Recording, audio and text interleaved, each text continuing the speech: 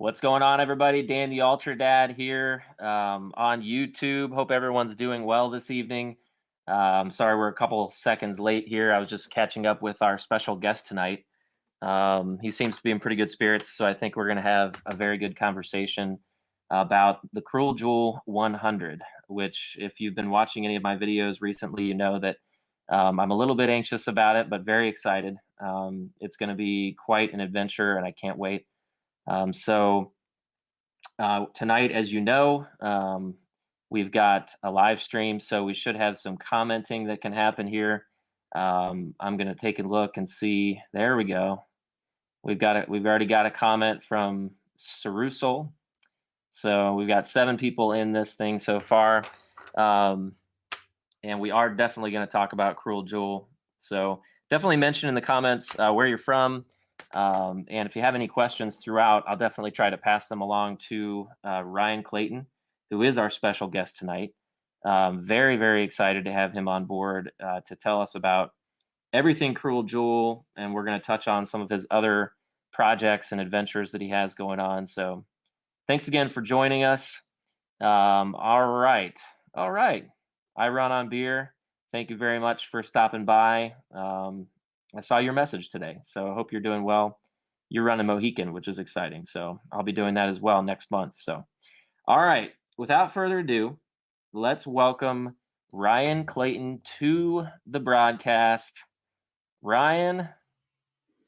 What's up? How's it going? Doing really well. How are you? I'm doing well. How are you? Oh, shoot. Sorry. Yeah. I'm doing well. I am sorry. Actually, I accidentally had a logo on my screen. But I think it was cut off, like, because we're only split screen. So we're good. I had to turn that off though. No, it was my own. It was my own live stream logo. So, yeah, doing great. Ready for a trip down to Georgia. I think it's like a 9-hour drive, and ready to get this thing. Like, I'm ready to get on the trail. Honestly, like, I feel like for me, it's been a couple years waiting for this race. So yeah, but excited to be on your show, and yeah, happy to be here. Thanks, man. Thank you so much for joining us. It's I feel like it's been a long time in the making. I've been certainly watching your channel for quite some time. Probably Thanks, one of the first channels that I started to watch when I got into ultra running.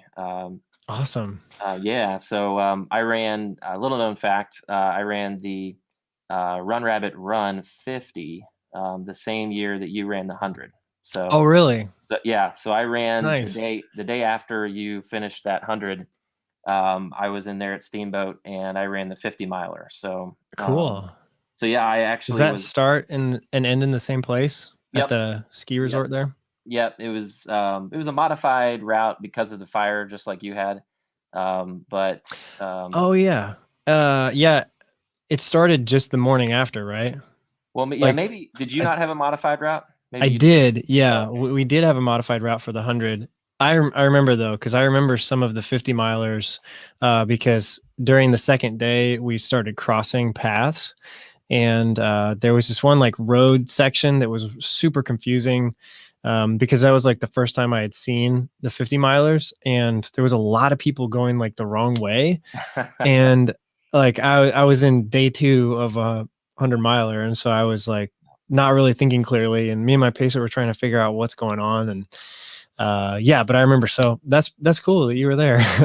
Yeah, we might have actually, who knows, we might have crossed paths. Maybe.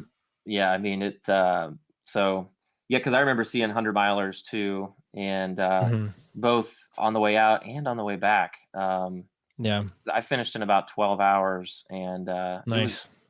It was a fun race. But so I started, after I got back, I started wondering, well, I wonder who was doing YouTube videos on the race. So I found Seth James Damore that way. That's how I subscribed to his channel. And then did he do it that same year too? Yeah, I remember I think I did see a video of his. Yep. Yeah, he DNF'd.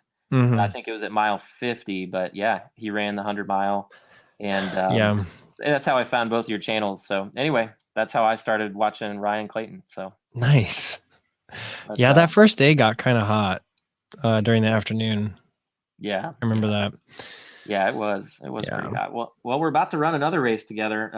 Hmm. It's the Cruel Jewel 100. Before we get into the Cruel Jewel 100, um, let me definitely ask anybody who's watching to make sure you like or subscribe to either of our channels. Ryan Clayton's channel is by his own name, right, Ryan? Yep, that's right. And mine is UltraDad. I am the UltraDad, and you can definitely subscribe to my channel as well. Ryan, we did some talking about what we would discuss in the green room, so to speak. Uh, and I think the first thing we wanted to get into was talking a little bit about the Triple Crown series that you filmed. What has it been, 2 years ago now? Yeah, 2019.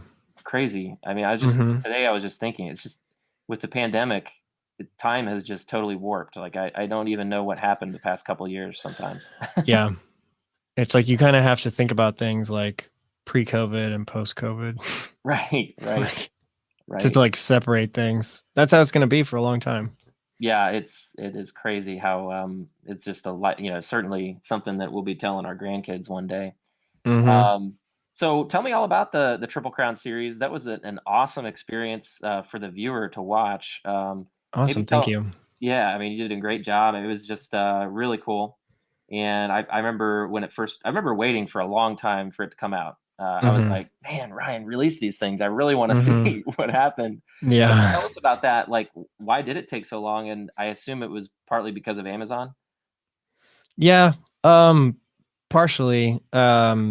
So for people that don't know, this was um, me and Rob Stager from Training for Ultra, kind of like linked up. Like we met at Western States, I think 2018, maybe.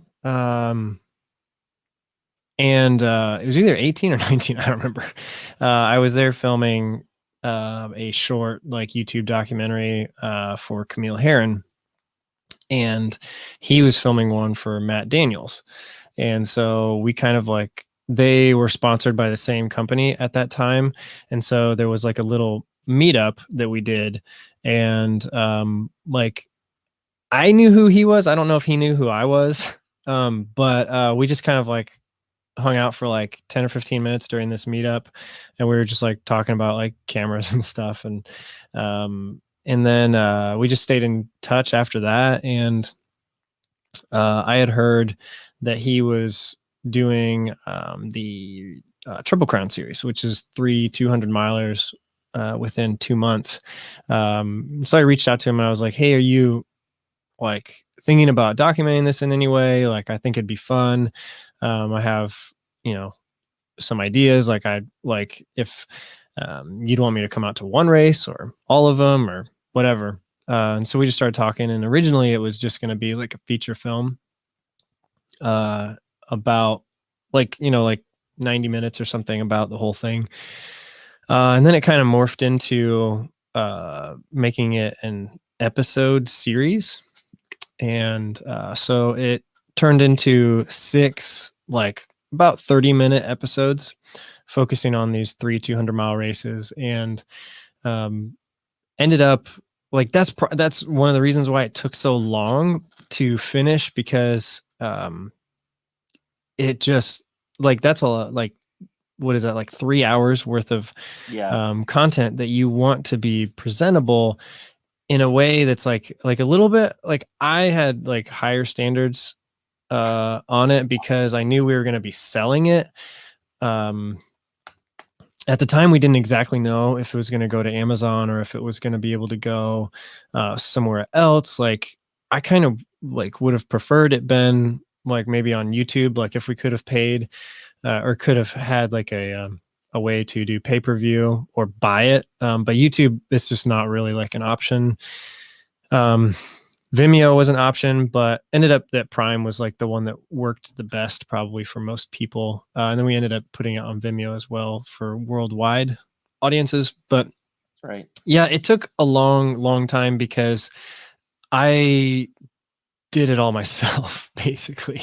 Yeah, Uh, and I mean, like Rob did a lot of filming with GoPro, during the races, and he was involved in like some of the talks, like decision making, some of like the like story, like bouncing storylines and stuff. But all of the like video editing, sound mixing, all of that was done by myself. And so it just became, it kept snowballing into this monster of a project that got bigger and bigger and bigger and bigger.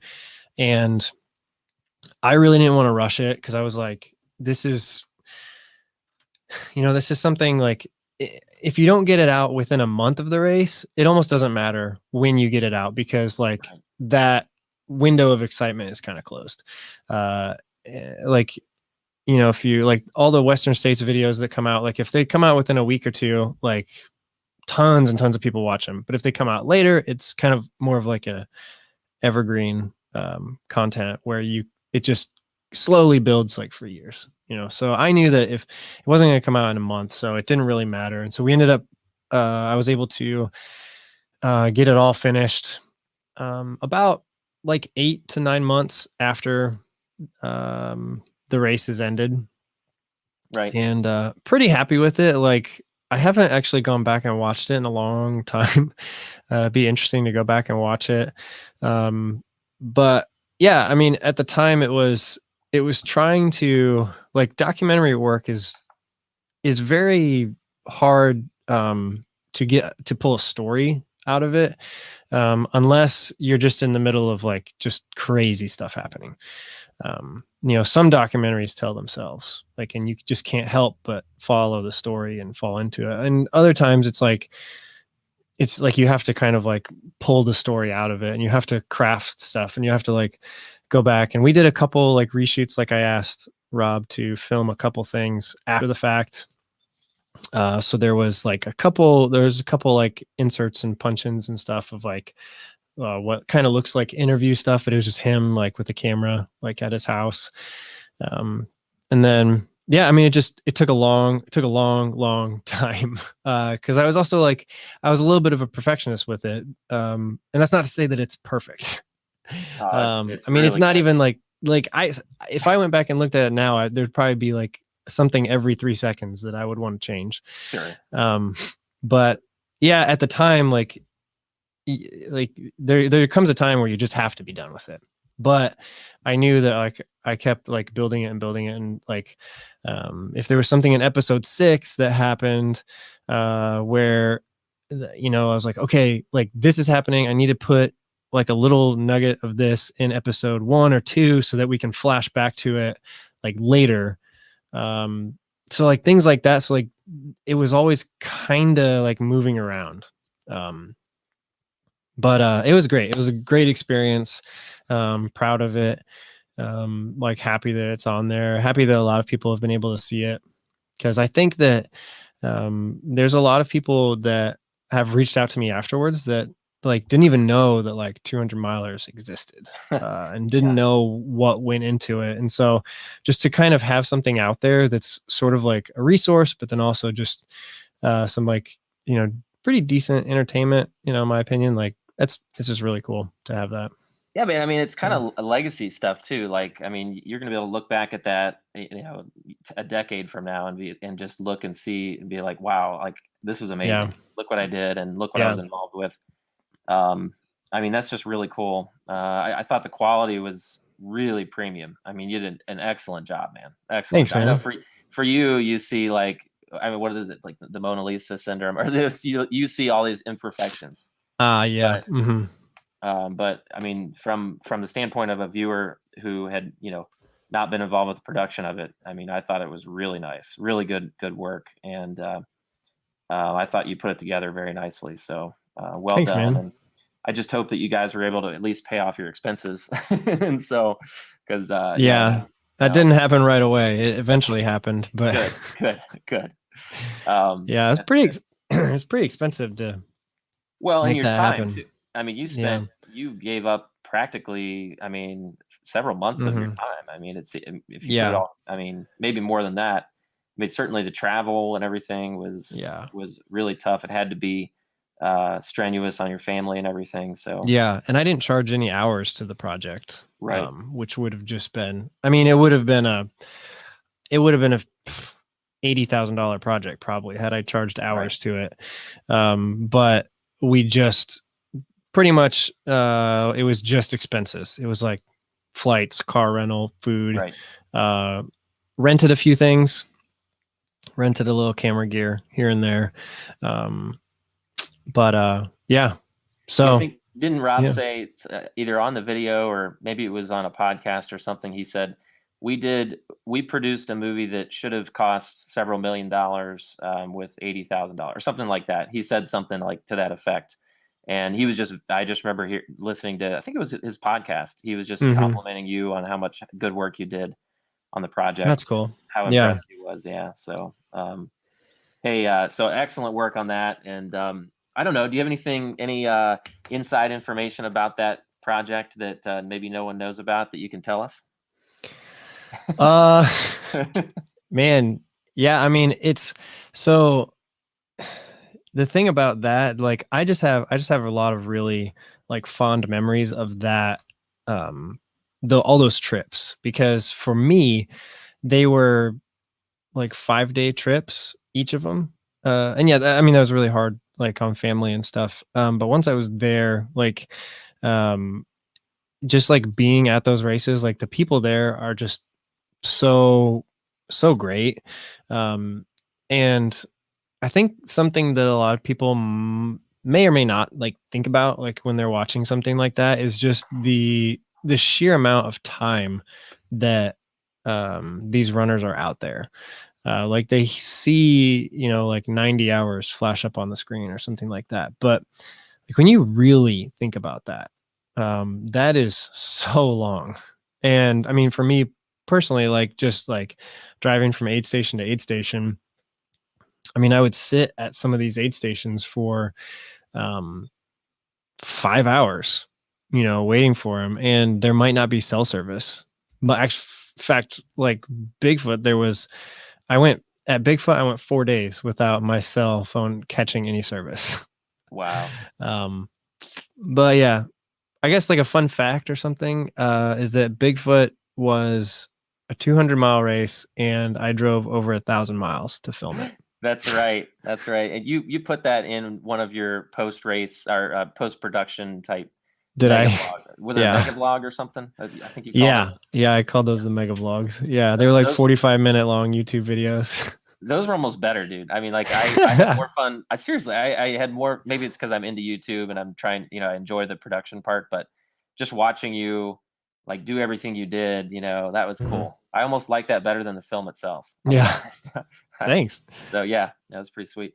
Um, oh, and just for anyone who's not really aware of what we're talking about the Triple Crown series that Ryan helped that he filmed basically single handedly. I think there were a few people that helped him, but Yeah. then We he hired one person okay, for Bigfoot. And then we hired one person at Moab. Um, yeah. And that was and it. then But they were those both only there for like less than a day at okay, each one. it Like, was it was a yeah, the big guy we hired for Bigfoot, actually, I feel so bad for him.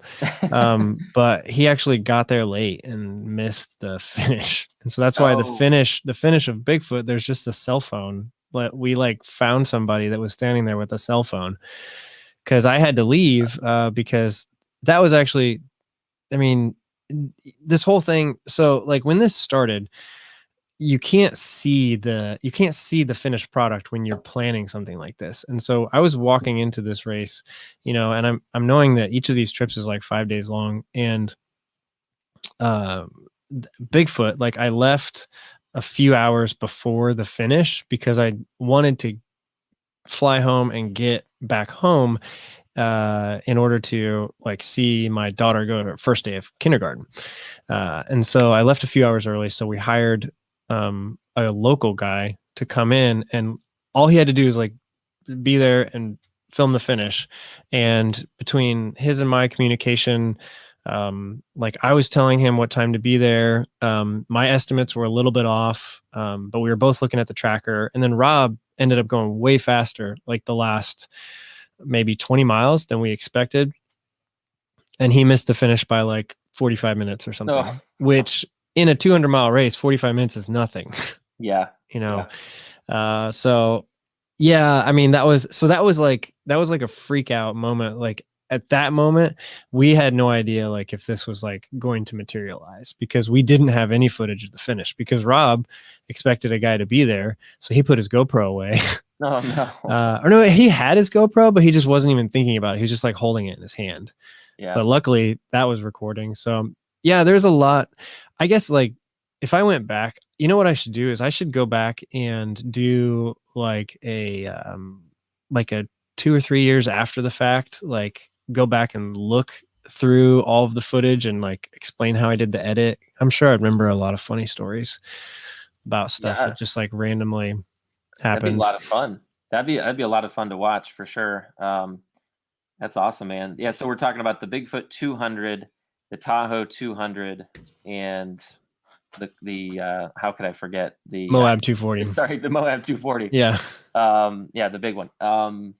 So these are basically, they call it the Triple Crown of 200s. But now we're starting to see a couple other races in the United States that are kind of these longer mileage races. And just as case in point, we just had the very first Cocodona 250 Yeah. down in Arizona, and kind of the brainchild of Jameel Curry, who he owns a company called Air Viper Running, and Run Steep Get High is his YouTube channel. But this race is crazy, and the awesome thing about this was myself and about 1,000 other people got to watch the live stream this week. The race Mm-hmm. started, what was it, Tuesday or Monday? Did it start? I can't remember I think it yet. started Monday. Monday. So the entire week, there were basically, every time I watched during the normal hours of the day, there were close to 1,000 people watching almost the Mm-hmm. entire time. Yeah. That was exciting. So what do you think about that, Ryan? I was really impressed. Um, they, I mean, they absolutely did an incredible job. I thought the two guys in the studio were awesome. Want to just hang out with them sometime. Yeah. Yeah. um, but yeah, I thought the production was great. I was really impressed with the amount of cell coverage that the course had, because I think that's probably pretty unique for a lot of these ultra races, and we might not be able to see things like that at many races. I mean, like even Western states, I don't know if Western states could do something like that, because there's so much wilderness out there and there's so little cell coverage in certain places. Um, but then like definitely like something like Bigfoot 200 could never pull that off. Like, uh, I don't know if I said this on the air or to you earlier, but at that race, my cell phone, like I didn't have service for 4 days. And so I had all the maps like offloaded, like offline and everything. But yeah, there's just a lot of races that probably couldn't do that. But they just absolutely did an amazing job. I just thought like, I was kind of like geeking out at like the technology and like, how they did, just trying to figure out how they did it all. And it's pretty cool. I mean, like if you invest in something like that and you go all the way like they did, you can really come up with something special. And I think, it could have really fell flat had they given it like a half effort, like just gone live for like an hour at the start and maybe an hour at night. And then maybe the next day, like got a few live things there. Like it would have been completely different. But the way they did it by just going live, like for I think like 12 hours the first day, and then like 14, and then like 24 or something. Like they really, really did an awesome job. I was just Yep. so impressed. And they had the drone footage. They had Mm-hmm. of course, I thought it was really awesome. They had the runners out on the course talking to people. Yeah. And like you said, I mean, the cell coverage. I mean, some of the places you could tell they're having problems with it, but they did a pretty good job with Mm-hmm. pivoting. When they would have an issue, they would go to the next camera guy or the next aid station. Yeah. Like you said, the Rob and was it Matt? I can't remember the other guy's name, but the two guys, they just did an amazing job.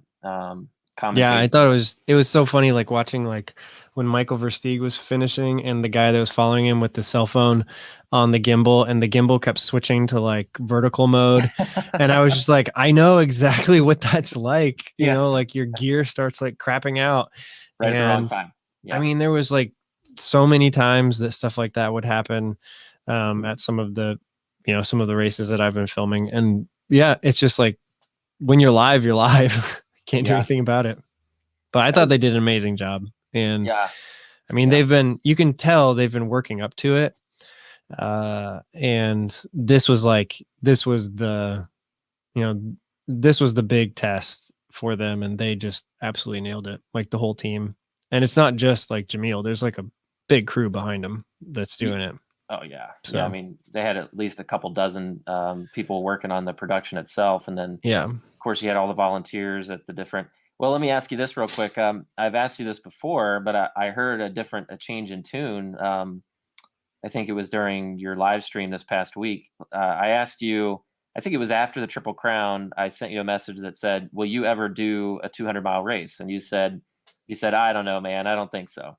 And then just this week after Cocodona 250, I think it was during your live stream, you said, "I'm definitely going to do one at some point." So Oh, which is it? yeah. Well, for me, it's always been out there, but not yet. Okay. And so like, because I know that I just have so much left, so much still that like I need to learn about 100s. Yeah. And 200s, they're just a completely different event. Right. It's not the same as a 100 miler.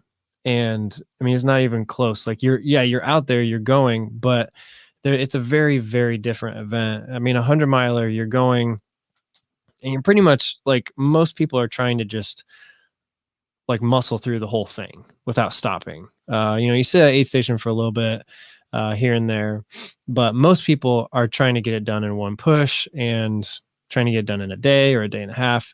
Right. The 200s is just a completely different strategy. I mean, you're putting sleep in there like for hours at a time. You're eating full meals like at regular times. Right. You're stopping, sitting at aid stations for an hour and a half Might be to get sleeping. food in and change gear. Yeah. I mean, you're sitting around the fire, like joking around with people. It's a totally different thing. Hmm. And none of that makes it easier because it's still 200 miles. Like I don't know if one's easier than the other. I mean, I don't, I don't know if anyone can really judge that unless you've done both of them.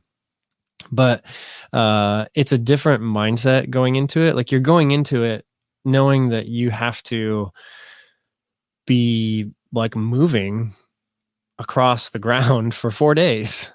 Yeah. You don't do that when you're getting into a 100 miler. I mean, you're hoping for 24 to 30 hours or maybe less, 20 hours, something like that. Or maybe more if you signed up for the Cruel Jewel. Yeah. Right.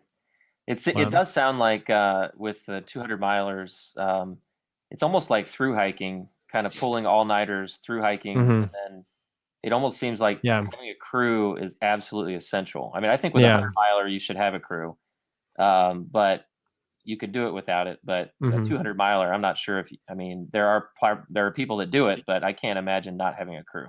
There was a lot of people that did it without crews Oh, really? Okay. at in the destination trail races, because if you sign up for a race that is going to support you well, Mm, um, I mean, when you get to an aid station, there's not many people there, not many runners ever, a handful at most, three or four, and a lot of at all the destination trail races, the aid stations had, most of them had like 10 volunteers working at a time. So like wow. every runner had a couple people tending to them. I mean, they're cooking food for you. They're helping you get your bags, changing clothes. Um, so I don't know. Like, I would say like it might be hard to do a 200 miler without a pacer. But as far as like aid station assistance, you might get more Hmm. than a regular 100 miler. Because a lot of times at a 100 miler, you run up to it and there's like two or three people there, and they're not even paying attention to you. Yeah.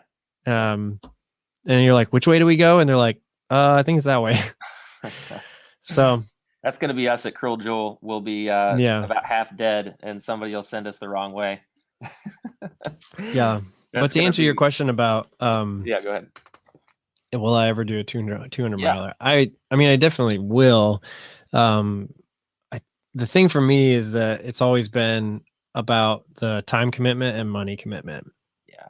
And then there's also the side that I mentioned earlier about wanting to get better at hundreds. But I mean, to do a 200 miler, like it's a week to a week and a half off work and away from your Wow. family if they don't come, or if they do come, like you got to figure out stuff for them to do for the 4 or 5 days you're running.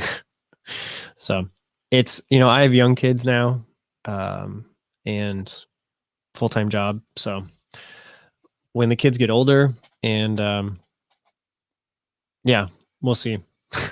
Yeah. We'll see. I'll eventually do one, but, and I hope people don't like the one thing that I'm concerned with the amazing coverage that they had. The only thing that I am concerned with is that the majority of people watching only saw those at the front.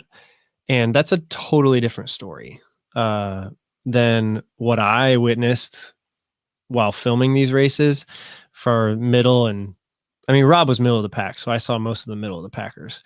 And there's carnage at everywhere you go after about 75 miles. Like people are literally like falling apart, zombies.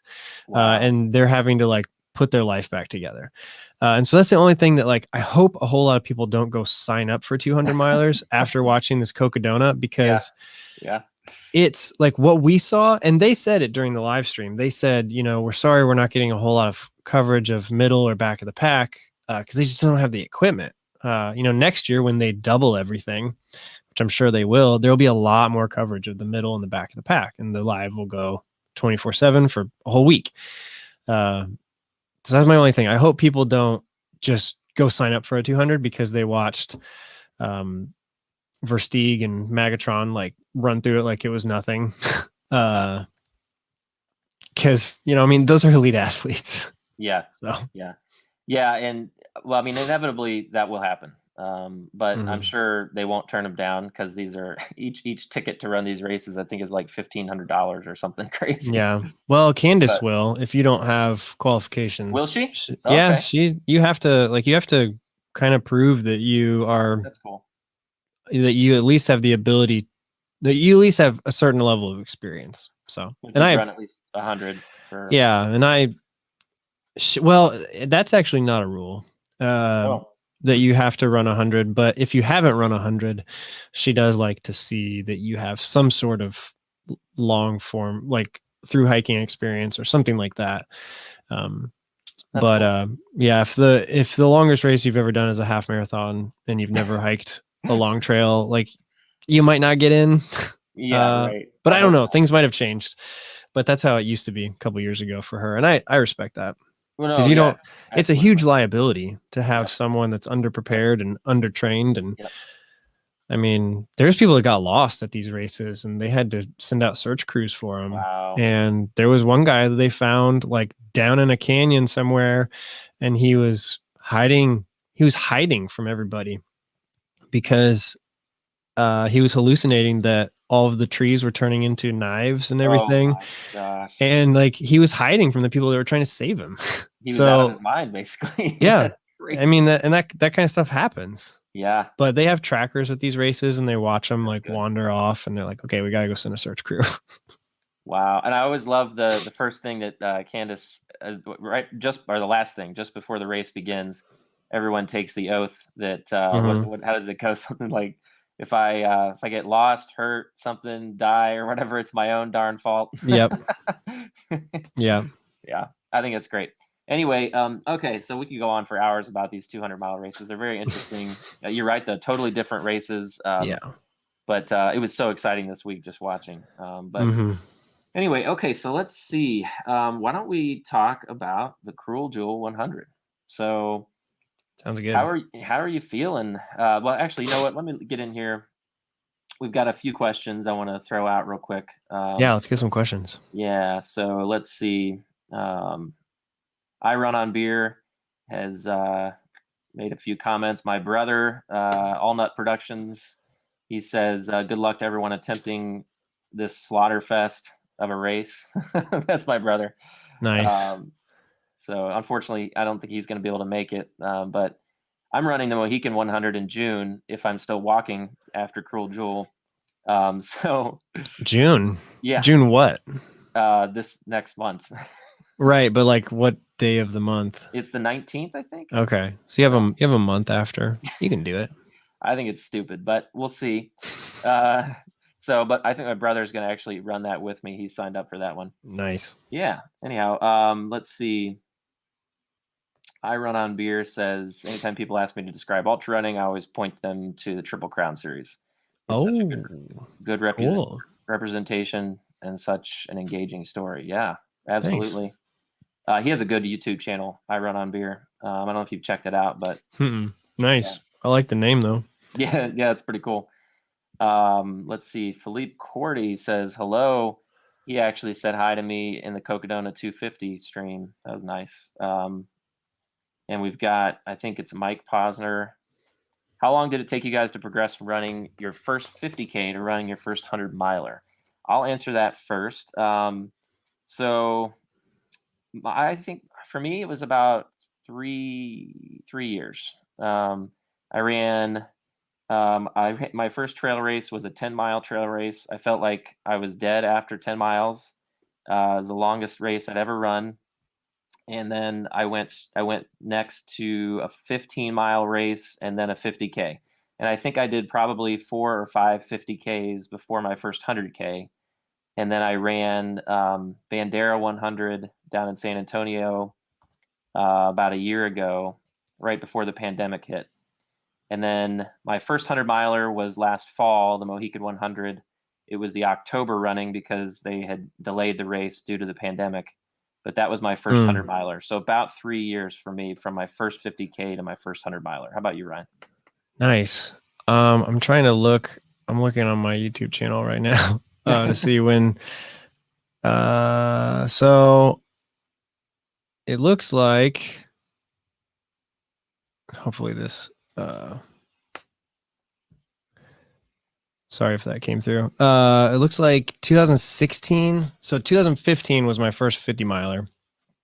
And then I did 3 years of 50 milers. No, it was only 2 years of 50 milers. And then before my first 100, that was the Grindstone 100 in 2018. That's a heck of a first 100 miler. Yeah. One of the hardest 100 milers on the East Coast, right? I mean, that's what they say. Yeah. I mean, what do you think? Is Cruel Jewel going to be harder or easier than Grindstone? A lot harder. A lot harder? I know a lot harder. Game. Okay. A lot. Yeah, I think so. That's not what I wanted to hear, man. Just look at the finish times. The finish times tell you the story. Yeah. There has been, I think, 5 people in the history of the Cruel Jewel that have finished in under 24 hours. Wow. And typically top 10 extends past, for the men, extends past 30 hours.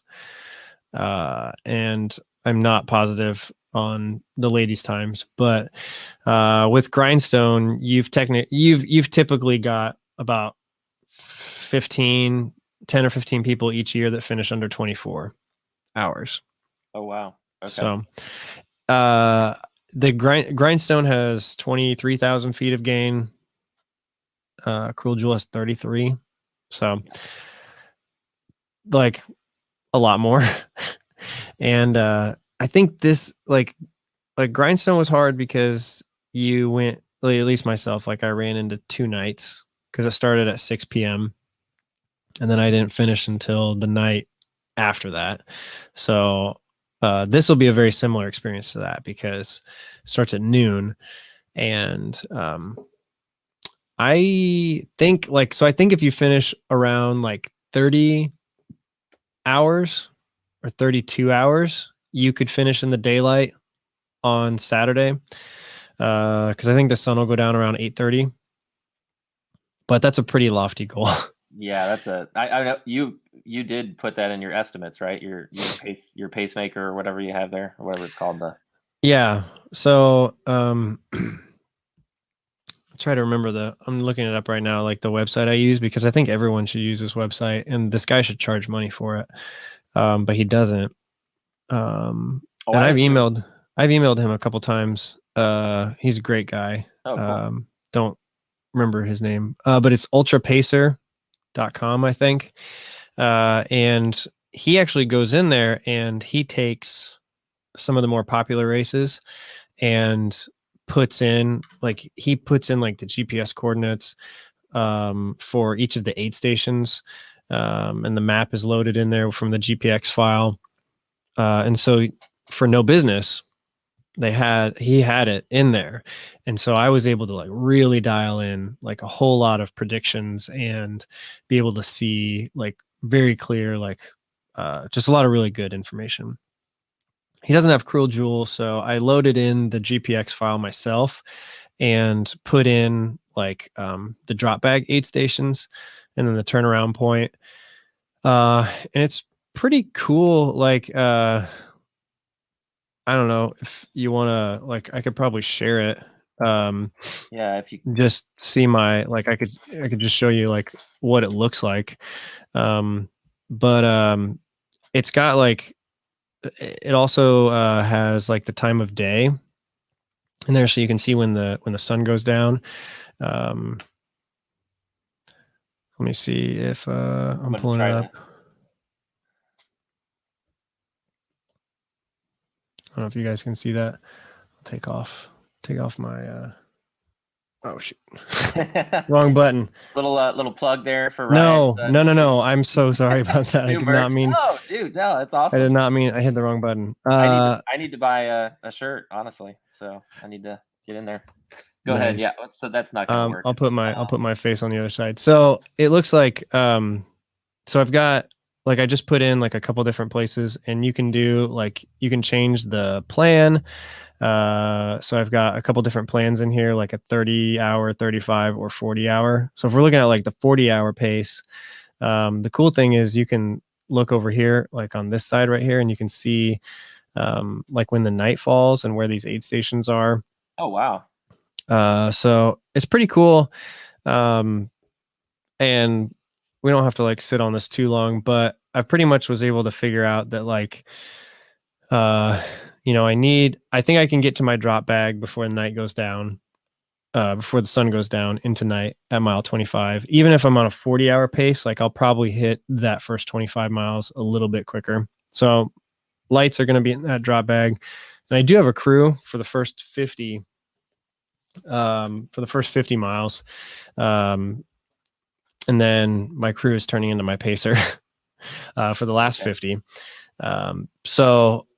But I am going to put like my headlamp in my drop bag, just in case he has problems like getting there or something. Like that would be a nightmare. To like, I think, lights, any type of super essential gear like that, like always put them in drop bags. My opinion. Yeah. Because if your crew gets lost or stuck or misses you, you could be in a lot of trouble. I was thinking I think I'm gonna put my headlamp in my pack. I don't have a crew, so that, yeah. But it's fine. I've done that before. Do you have a pacer? Nope. Nice. Nope. I'm going solo, man. We'll see how. Awesome. But I usually, I make good friends. I feel like I make pretty good, I guess, running partners when I go, and hopefully I'll run a little bit with you. But I think you're going to be a little faster than I am. So I think it kind of depends on if you're on that 30 or 35 hour track. I'm not quite sure if that's going to be my pace. I think. Yeah, I plugged the 30-hour in there just to because I was curious as to like how long, what type of pace you had to be on to finish in the daylight. And you pretty much have to be like real close to that 30 hours. Okay, to finish in the daylight. Yeah, that's. I have absolutely no hope for that. So I'll probably be. I think I'm gonna be 40. If I finished in 43 hours, I'd be happy. If honestly, I mean, finishing is probably a decent goal for me. But but I think if it takes 48 hours, man, I'm gonna be awfully tired at that point. But Yeah. You know, it's so. I mean, we're gonna be hallucinating in that second night for sure. Yeah, it's a little frightening. Yeah, for sure. I've never. I don't think I. Well, when I'm kind of dehydrated, I'll start to think I'm seeing things. Even during that 12-hour run I did the other day, I kind of like was getting a little bit jumpy at times, Mm. but not hallucinating. Like I've never had a hardcore hallucination session, so that's going to be Mm-hmm. interesting. But have you ever Yeah. had that? Yeah. When was that? Oh, that was it Run Rabbit Run? No, I didn't have any hallucinations at Run Rabbit Run. Okay. Was kind of surprised I didn't, but a grindstone I had a ton. Ooh, yeah. But it was all in that second night. And I think that really I think unless you're going into a race maybe more tired than you should be, um I mean it's just different for everybody. For me, I realized that like I've only had hallucinations in two different races, and one of them was at Mohican, but I don't even think it was really a hallucination. I think it was just like my eyes were not focusing on the right thing, and it was just seeing reflections of light weird. It was in the middle of the day on the second day. It was like maybe like 5 o'clock 5 p.m on the second day, and I saw like just like in the middle of the woods, like past some trees, there was like a white building, and I was with my friend Matt, and he didn't see it, so I knew it was something, but I didn't really pay too much attention to it because we were moving pretty good still at that point. But yeah, grindstone, I had a lot of hallucinations and some that were kind of scary. Um, that had I been alone, I would have been like pretty freaked out. Like some of the funny ones was like actually probably the first one that I had was we were hiking up this mountain, and I just started seeing all these like M&Ms on the trail, peanut M&Ms specifically, Ooh. and I could see that little M on each of them. And I was like, what? And like it was going on for a long time. And then I was like, this is crazy. Like, did somebody have like a party size bag of M&Ms and just spill them all over the trail? And then I stopped and I leaned down to look at them, and it was like acorns and rocks. And like, that's all it was.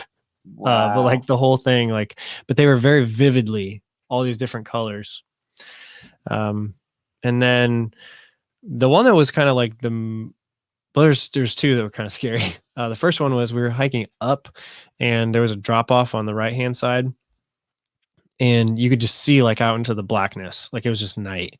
Like you'd shine your headlight over that way, and it just like went black because there was nothing there for the light to bounce off of. And I kept seeing this cabin that was like floating next to us, and it just had a door and a window, and like the door wasn't open or anything, but it was just like this cabin floating next to us for like an hour. And I kept telling my pacer about it, and he was like, just keep going, man, just keep going, keep going.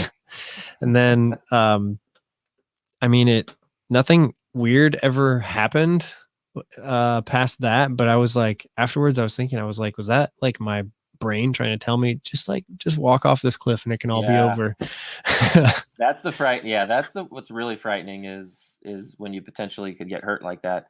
Now, the good Yeah. thing about Cruel Jewel is I think we're basically going to be in the woods like the entire time with no scenic views at all. That's what I've heard. So Yeah. I guess that's good and bad, but Yeah, that was the same. That was pretty much the same at Grindstone until you got to like the top of some of these knobs, some of these mountains. Sometimes it would clear out up there. okay. But for the most part, you're in this like green tunnel. Yeah. And I Yeah, think that's what Cruel Jewel is going to be like too.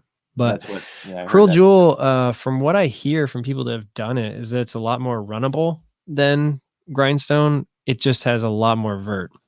Hmm. So just like the footing at Grindstone is just like really frustrating the whole time Okay. because you're just on loose rocks for a lot of it. But from things I've seen of Cruel Jewel, like, I mean, the Duncan Ridge Trail is a beast, but I mean, it's a pretty popular trail. So I don't know. We'll see. Like, I don't want to, I'm not confident about, like, I don't want to come across as being confident because I'm not. Like, I know that we're going to get like destroyed at this race. But yeah, I'm just ready to get there and just ready to have some, Yeah. just ready to start running, just ready to go. Like Yeah. the worst part of all these races is the few days beforehand, like just making sure you have everything. Right. Right. I should have done this all like a week ago. That's how I always feel too. Let's look through here. We do have a comment here from Matthew Bodecker. Hello from Akron, Ohio. Hello, Matthew. If you have any questions, you could definitely type in a question and I'll try to get it answered. We have a comment from Alex Myers. Howdy, guys. Ryan, how do you feel about your treadmill training and how it will translate to the Cruel Jewel? UltraDad, do you train on a treadmill? So I'll answer the end there. Basically, no. I do have a treadmill. It's kind of it's okay. It's not a really nice treadmill. So I try to stay away from that unless I have to, which I did have a few runs where there was snow outside and I didn't want to run in the snow. Um, but Ryan, you've definitely picked up your treadmill game. Tell us about that. Yeah. So I in the past, like when I trained for these types of races, I would go to a gym and use a treadmill there. But this year with COVID, like all the gyms around here were closed. So I bought a treadmill, put it in my garage, and it wasn't like, it's not a fancy one. It was $1,000, which sounds like a lot of money. A lot of people say that's still a lot of money, and it is. But for a treadmill, that's a cheap treadmill. Like you want one of those fancy NordicTrack ones and you're paying 3 or 4 times as much. They are better. But for me, I was just like, I don't even know if we're going to like having a treadmill in our garage. So I'm just going to get a cheap one. It goes up to 15%, which is not great, but it's good enough. And I've put in a ton of work on that treadmill. And I'm just looking at my Strava right now. And my goal was from January 1st to the time Cruel Jewel started, I was hoping to get 300,000 feet of climbing in. And right now I'm like tomorrow I'll hit 280,000. I'm at 279,600 right now. And I was hoping to get 1,000 miles and I'm at 884. So coming up a little short on the miles because of like how the last month has kind of gone with a few different things. But I'm pretty happy about the vertical gain I've been able to get on a treadmill.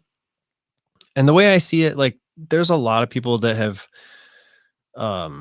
like commented in a negative way, saying, that treadmills only go up, right? And things like, all right, what are you doing about the downhills? And running on a treadmill is not the same as running on a trail. And yes, it's like, okay, I know that. Obviously it's not the same. And but it's like when you are lining up everything that you can do, the more things that you can do, the better. And so for me, it was like, I can go out and I can get the miles. Like that's not an issue. Like I live in Indiana, so it's pretty flat. But there's like 2 or 3 places that I can drive to that have hills. So I can get the miles, no problem around my house.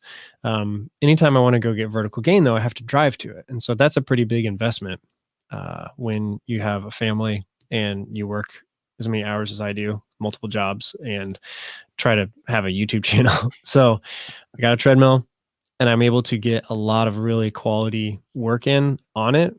And I know for a fact that it is benefiting me because of how my race went, my 50K a couple weeks ago. Oh yeah. Sure. I was in like, I executed the best ultra I've ever executed like a month ago, and it's only a 50K. Like, so it's not anything like a 100-miler. But I was confident the whole time and really ran well. Was able to run up almost all the hills, run down. I mean, it was a very well executed race, and a lot of that I know for a fact comes from how much time I've put in on the treadmill. And so it's kind of like, yeah, it's not the perfect training. The perfect training would be if I lived, on the Duncan Ridge Trail and I could just go do that every single day. But for what I have available, it's kind of like you're putting irons in the fire, and like whatever you can put in, like that's like the more you can put in, the better. And yeah, you might not have this one, but who cares? Focus on the ones you do have. And so that's kind of like, for me, it's been just like trying to like have tunnel vision on do what I can really well.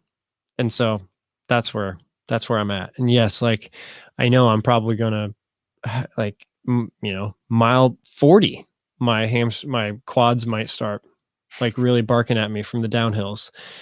I mean, that would have happened Right. regardless, Yeah, that's going to So happen no matter what. I mean, I'm not sure I could have really ever trained like to be able to make Cruel Jewel an easy race. I mean, it's gonna, yeah. every 100 miler has its challenges. This is going to be one of the toughest that I've ever run for sure.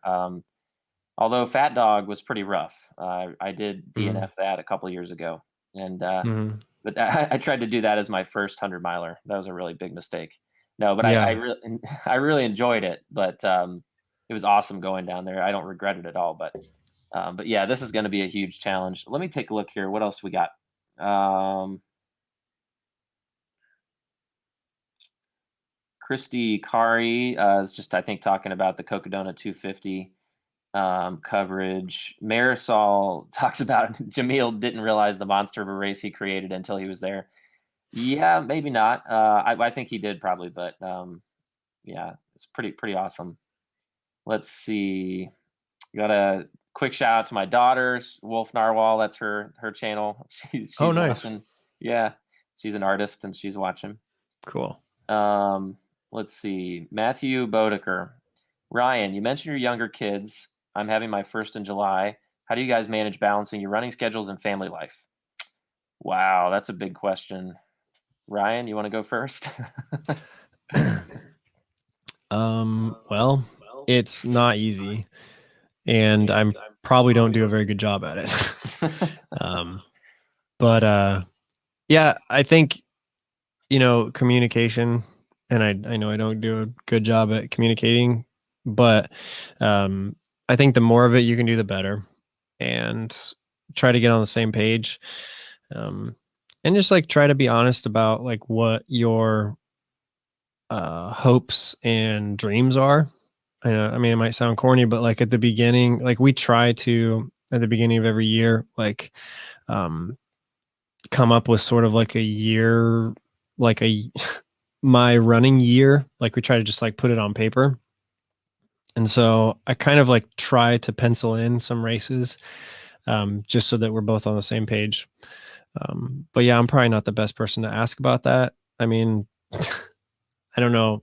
I don't. Nobody I know does a really great job. I mean, actually, no. There's a couple people I know that they're probably doing a really good job. But yeah, I mean, it's communication. It's like you can find time.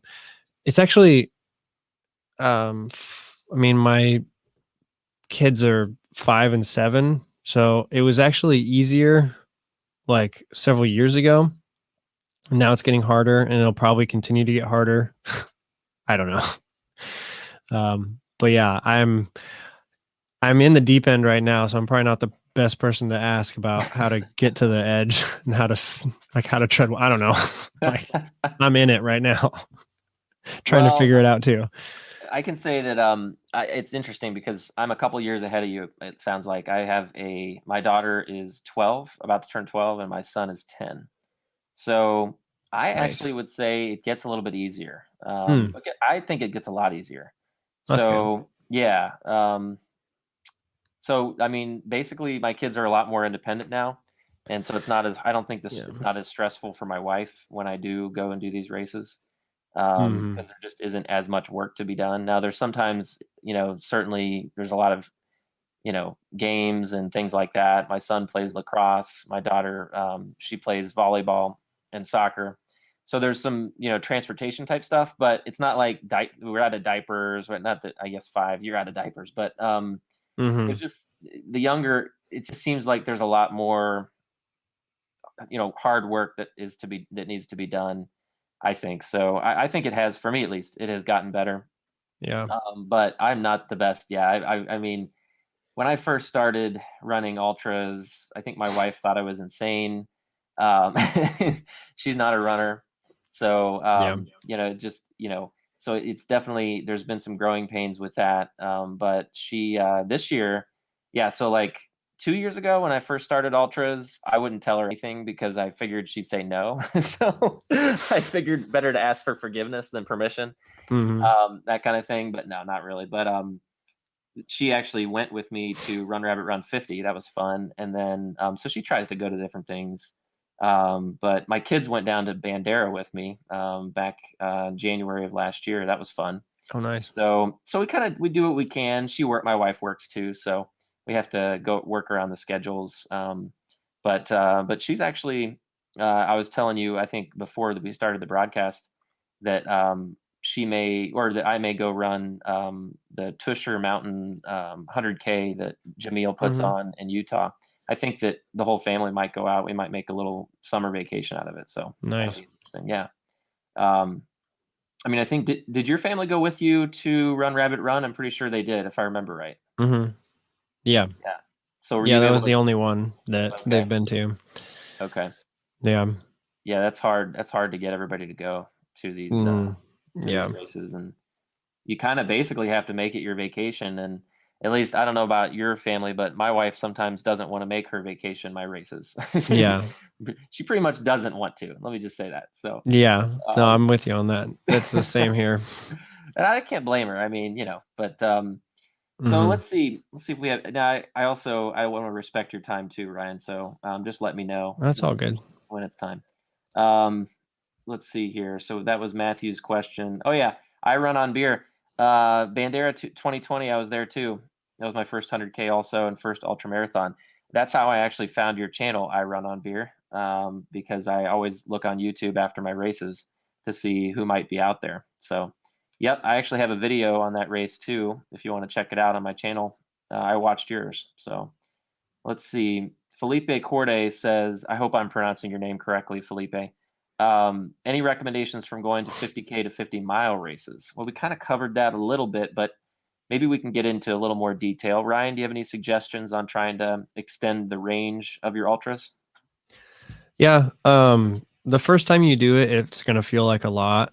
But most of it comes down to figuring out how to fuel yourself from going from a 50K to a 50 miler, because the training's not going to change much. The day is going to be a few hours longer, but not too bad. The biggest thing you're going to have to figure out is how to eat more. So, Yeah. 50K to 50 miles is not that. It sounds like a big jump at first because you're like, oh, like that's extra, like 17 miles or whatever. But yeah, once you're there, just eat some more and keep going. Yeah, I found I did I guess my first jump was 50K to 50 miles. I didn't find that there was a whole lot of difference there. Even from 50K or 50 miles to 100K for me, it was more hours out there of course, but once you're in the zone, you just kind of like, Mhm. you Yeah, just that's the one that I never recommend people, like, if you want to do 100K before they do a 100 miler, like that's fine, but you're not going to learn much more from a 100K right, than a 50 miler. I right. mean, depending on the race, obviously, but the distance, um, I mean, I never did a 50K. My first ultra was a 50 miler, and then I did two of those and did 100 after that. So Of course, you were an Ironman athlete, so that that's true. triathlon Like thing. I kind of came into it, like knowing how to train and stuff like that. So yeah, Did you do any full length Ironmans? yeah, I did Ironman Louisville. Okay. Yeah. Yeah. That's I follow Lionel Sanders on his YouTube Hmm. channel. Yeah. He's pretty fun to watch. Yeah, So he's great. And yeah, I like his channel a lot. It's like he's a pro, but he's more of a normal guy. yeah, It feels a lot. He's yeah, really open about everything. yeah. Um, I And like I like how he gets into the science behind it too. he kind of came from nothing too. Like he was just this kind of. I mean, he that his, I don't know if it's his words, but he basically describes himself as kind of a loser. And then Mhm. he started working out really hard and just started Mhm. getting on the stationary bike. And before you know it, he's one of the best triathletes in the world. Like he, Yeah. I mean, he has quite a story. So I think Mhm. he talks about his, loser might be a strong word, but he had some issues with addiction and things like that that he's put out Mhm. there on YouTube, and it's just pretty neat to see. Anyway, that now we're way out in the weeds. I don't. We're talking about triathlons. So sorry, Ryan. It's all good. Um, so let's just talk about Cruel Jewel and get into some of our feelings, our thoughts about the race. And we've already talked a good deal about it. But what is going to be your strategy? Do you have any strategies you're thinking of? Your last video I watched, it seemed like you kind of are trying to be laid back about it, just to not get too worked up about it before the race. But knowing Mhm. you and you're very detail oriented, I'm sure you have thought through this pretty thoroughly. So, do you have any thoughts on that, or do you want to share with us anything? Um, yeah, like, so the biggest, I mean, the only real plan I have is, at the beginning, I do want to, I want to kind of go out with like maybe not the leaders, but I want to go out with like maybe the first like 30 or 40 people and just hang with them for like an hour or two maybe, and just kind of get some space out there because with these long climbs, I think it's going to get pretty, from what I've heard, I think the first couple miles can get pretty uh, clogged up. And that's what I noticed at Grindstone too, Uh, was that these, like when you get these long, like the good thing about Grindstone though is that um, the one of the really big climbs towards the beginning was it's like a gravel road. So it's pretty wide, so you can spread out and like go your own pace. But had that been well, I guess that wasn't like right at the beginning. It was probably like maybe 2 miles into it, maybe 3 miles into it. But had that been a single track trail, like I don't know, like there's a lot of stopping involved when something like that happens, because people are going at different paces. right.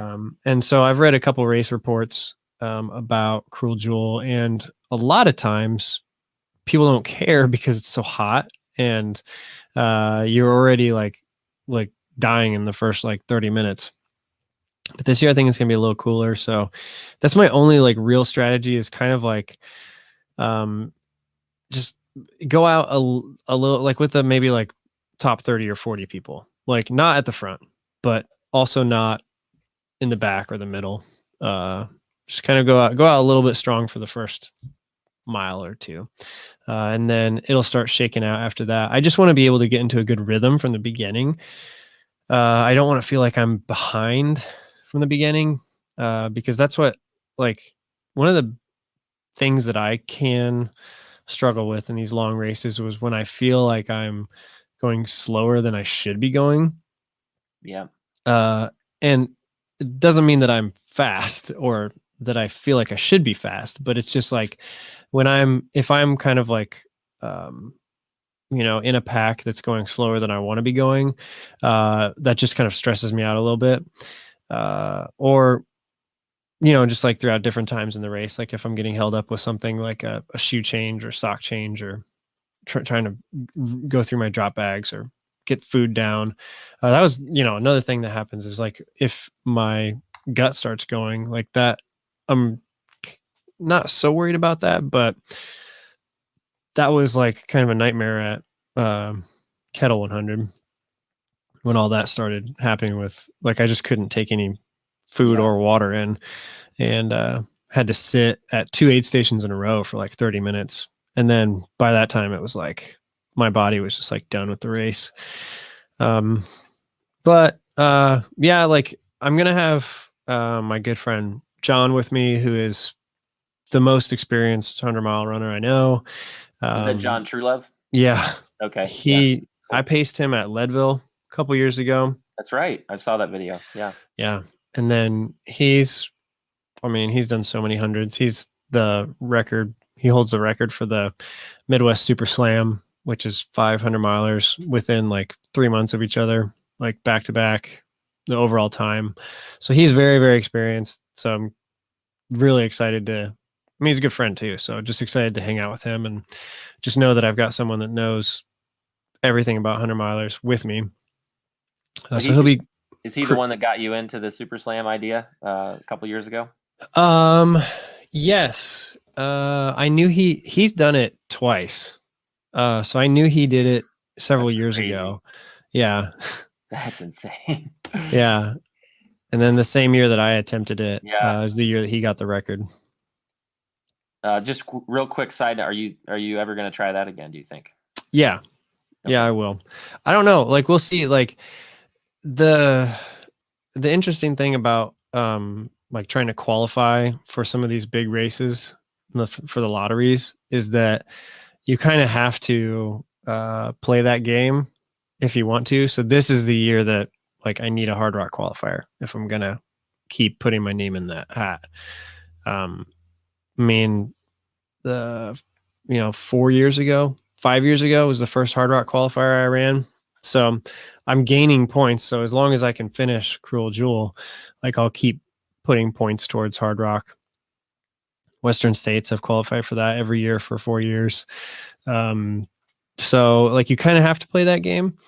Midwest Super Slam doesn't have any Hard Rock qualifiers. So that would have to happen on an off year. Because Hard Rock, you only need a qualifier every 2 years. Right. Western States, you need one every year.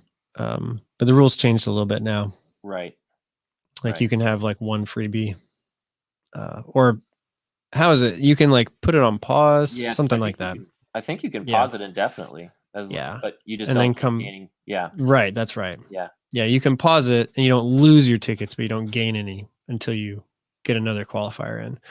So yeah, see, I'm way behind in that game. I did get I ran Bandera, that's a Western States qualifier, and I got Mohican. Mohican's Western States as well. But so this would be like my first year that I apply. So or I don't even think I can because I think because of COVID, they're not you can't apply until next year. So I think, right? Yeah. Something like that. The next applications will be in November. So if you finish 100 this year, you can apply. Yeah. So anyway, but so I don't know if it's not really a priority for me. I mean, I just think I hate to be negative, but I doubt I have any chance of getting into Hard Rock because it's just, it's, I mean, even if you could try for 15 years and then, it can take forever. Western States though, I think is much more attainable. But I don't by know. A few percent. Yeah. I mean, Western States, they're like, I love how inclusive they're trying to be with it, but they're really, really saturating themselves. And they're making it really frustrating for a lot of people that do want to get in. I don't know. I mean, it's an economic game too, because as soon as a race can put on their website that they're a Western States qualifier, like their signups jump immediately. Right. So like all these races are trying to get in and trying to get on the Western States qualifier list. Like, I don't know why 100Ks are still a qualifier. Like it's not the same race. Like, I don't care. Like, I mean, I think the golden tickets sometimes like even that though, like I agree. Weird. Like the golden ticket is cool because I do love seeing those like super fast like guys and girls who are just getting into ultras like get a golden ticket to Western States and then like blow up. Someone like Matt Daniels, like he did incredible, but a lot of times there's some good stories that can come out of that. So the golden tickets, I don't really care. Like they're going to be given away anyway, so whatever. Right. But it is kind of weird that like someone could run like an amateur could run Western States as their first 100 when there's a lot of people who've been trying for like 8 or 10 years to get in. So if it was me, I would cut the 100Ks off the list and I would shrink the qualifier list way down. Yeah. And then you kind of like it kind of stinks for a lot of those races, but you're going to have a lot less applicants. You just can't have the sheer number. Like, I mean, this next year, there's going to be like 8,000 people that apply for Western states for 300 spots. That's amazing. We actually So, just got a comment from Jeff Pelletier. uh-oh. Did I Jeff, say is it something bad? Pelletier or Pelletier? I know it's French, isn't it? I'm sorry, Jeff. I hope I didn't mispronounce your name, but he says, "Isn't that just a COVID exception for Western? I suspect it'll go back to normal next year." I thought it was more of a permanent change, but I don't know that for sure. What do you Yeah. think, Ryan? So, if he's asking about the pause, I believe that's a permanent change. That's going into effect because they got rid of the pregnancy deferral and they just rolled it into this Oh, right. Good point. new I think this new rule where it's like you don't have to apply to consecutive years in order to keep your tickets, but you can't gain any tickets unless you're applying. I think that's right. Well, if they rolled the pregnancy exception, I think that makes sense, right? They're not gonna. Yeah. I mean, that's unless they're gonna somehow bring that back out, but that wouldn't seem to make much sense. Yeah. That's a good point. And then we also have we got Dave here hanging out, Chase the Summit. What's up? What's up, Dave? We're having a good old time. Ryan, wow, we're at an hour and 16 minutes, so it's Nice. well past my bedtime. I'm in my 40s, so I'm an old guy now. But Yeah. yeah. So no, I'm just kidding. But I am getting older. How old are you, Ryan? That's a good question. Kind of rude, but I always have to ask my wife. I'm somewhere in between 34 and 37, I think. I think I'm like, I don't know. I think I'm 36. I don't know. I just I legitimately don't know. It's not, I'm not avoiding this question. I was born in 83, so yeah. I don't know. So that puts you at 37, right? I would think. 'Cause Maybe. I just turned 40. Well, wait, I'm Yeah. about to turn 41 in June. So anyway, Yeah. let's see. The old ultra runner has a comment here. What do we got? Both of you have fun at Cruel Jewel. I've been following both of your channels going to the race. Remember, this is supposed to be fun and doesn't always get and it doesn't always get worse. Ooh, yeah, it's gonna be a tough one. So you said a few things, Ryan, about kind of your strategy and your thoughts. I think so. Timing wise, if I could hit 43 hours, I'd be pretty happy. Of course, overall, I just want to finish Cruel Jewel. But 43 seems to be a good number. 40 to 43. I just can't imagine finishing in quicker than 40 hours. How'd I you don't come know. up with 43? Well, just random. I just Oh, I didn't want it to be 48, but I wanted to. I didn't know if I could break 40, so I picked 43. I just used that to kind of break down my different pacing times at different aid stations.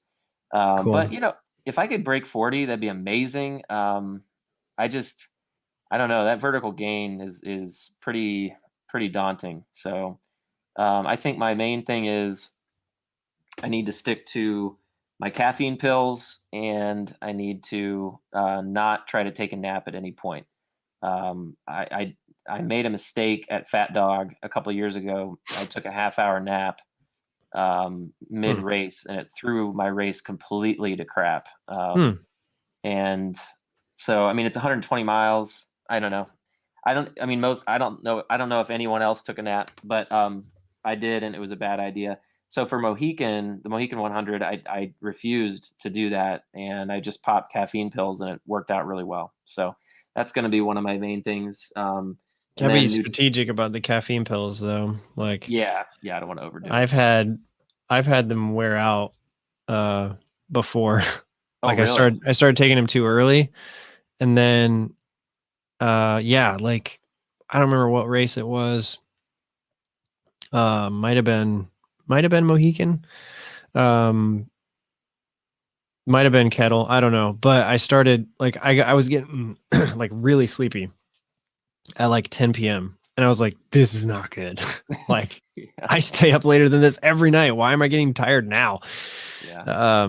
And so I took one, and then at like midnight, I was like falling asleep. And so I took another one, and then like I took another one at like 2 or 3, and the third one like did absolutely nothing. Like I didn't even feel any sort of hit from it. And so like I don't know, I think you kind of have to be strategic and like take him late. Like when you're like actually stumbling off the trail.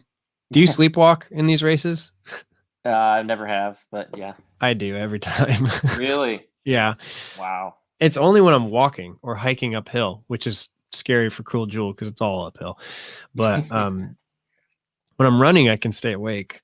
It's when I start hiking, like deep into the night, like usually like 3 or 4 in the morning. Like I'll just start like every 10 seconds or something, I'll fall asleep for a second and then keep walking. And I just know I know how to manage it now. Like Just it's kind of just black out momentarily. Yeah. That kind of yeah, it's like all of a sudden it's like, you're hearing everything and all of a sudden everything goes silent and black and then it's back.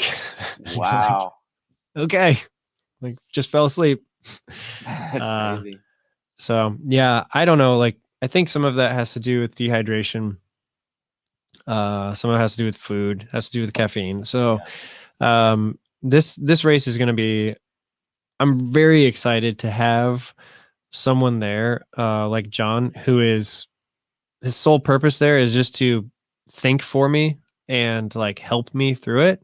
I haven't had that in years.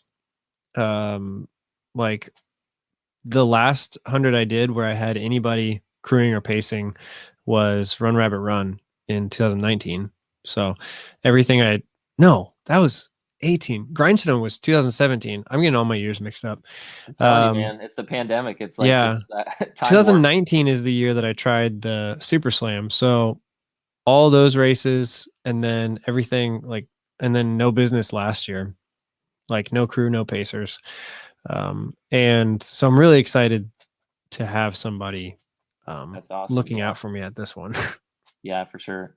Jeff says, I'm the same way, Ryan. I realized that getting your heart rate back up is the best way to wake yourself up. Yeah. There you go. Jeff's a smart guy.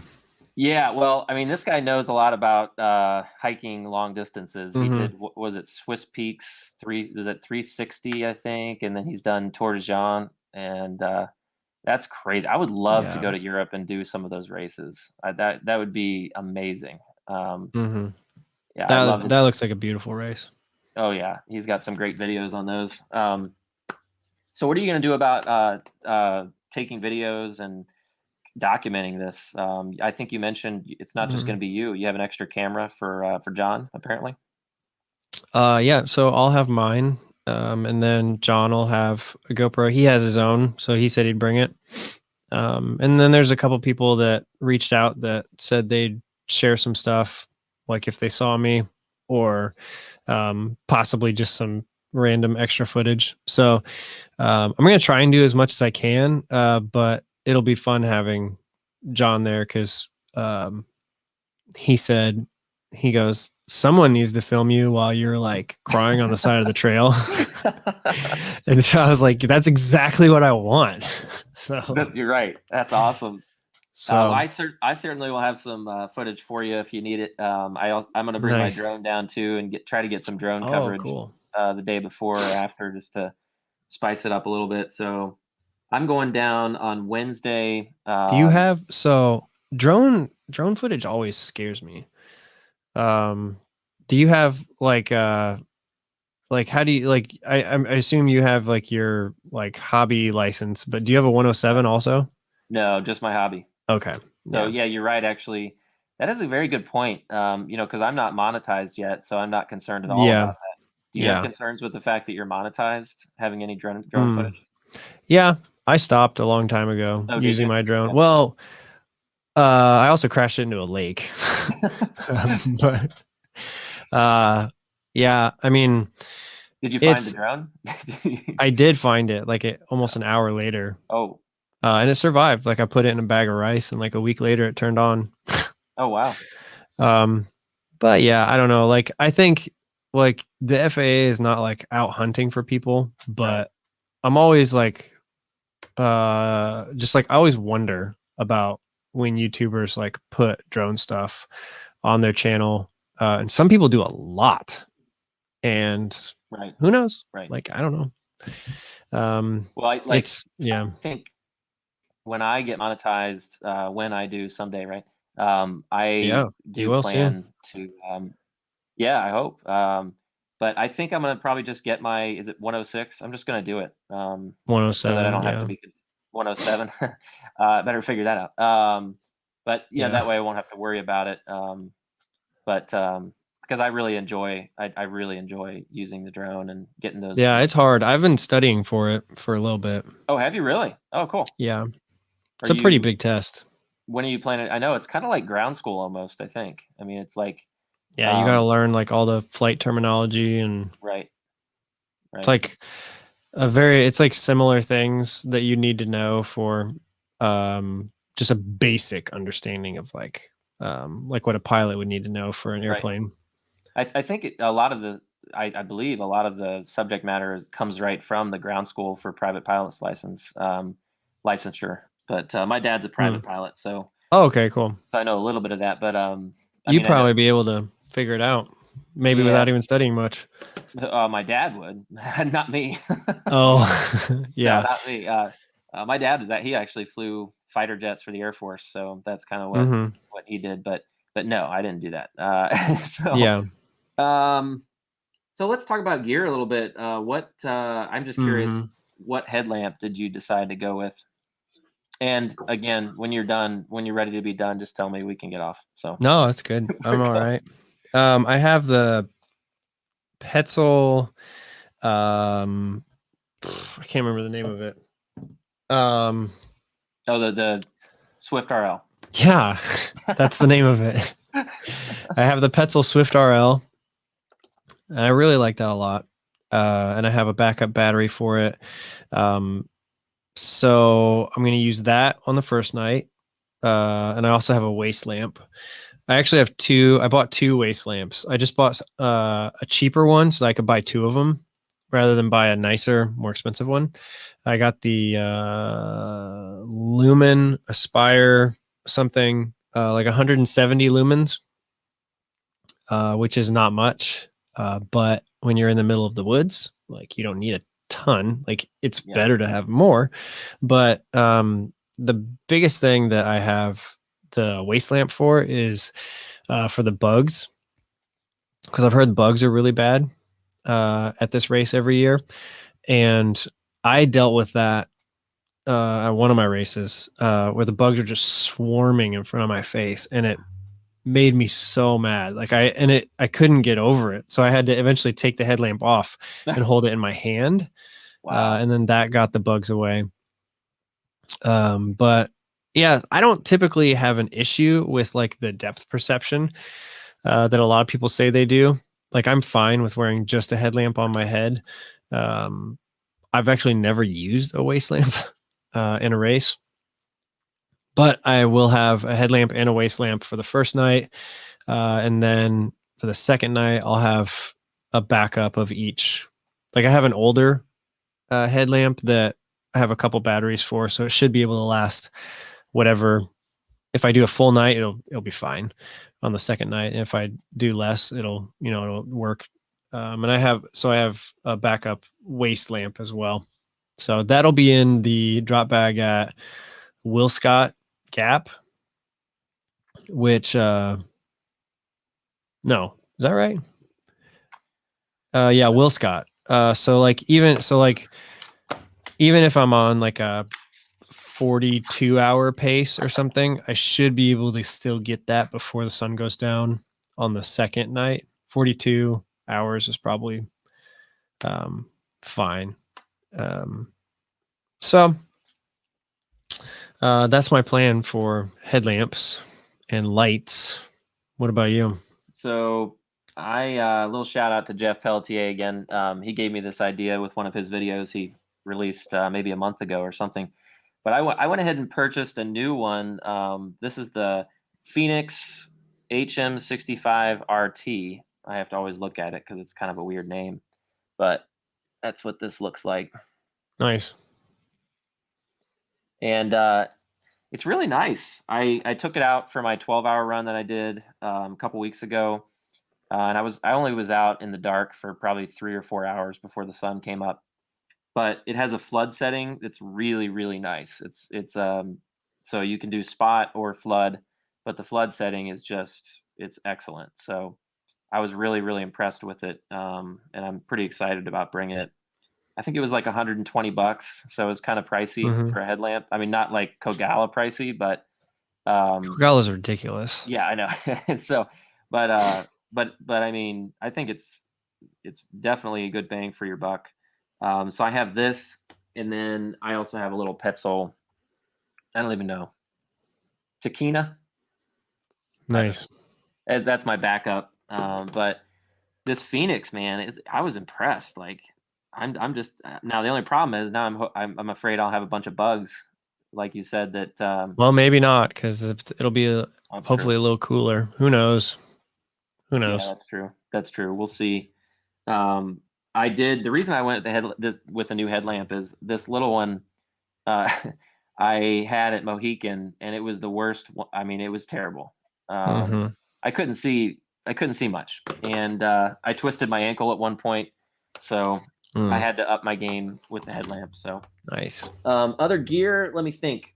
I mean, I have my little bin of necessities that I always have. So Mm-hmm. I've got all kinds of stuff in here, and then I'm definitely going to bring some rain gear just in case. So I think I have the is it a Houdini, the Solomon Houdini jacket, I think is what I have. So, but Nice. Are you using poles? I am definitely using. Yep, I'm going to use my Lecky aluminum poles that I have. Okay. But I Do those have the like glove that you wear and they clip in to the no, glove? no, Okay. no, no. Those are, but yeah, the ones that you're going to have basically, right? You have one of those. Yeah, I just picked up a pair of those a couple weeks ago and I like them a lot. I'm hoping that the glove doesn't start bugging me though. But a Yeah, lot of people wear them for 200s. So, you said that. Yeah, I mean, I've seen those in various videos.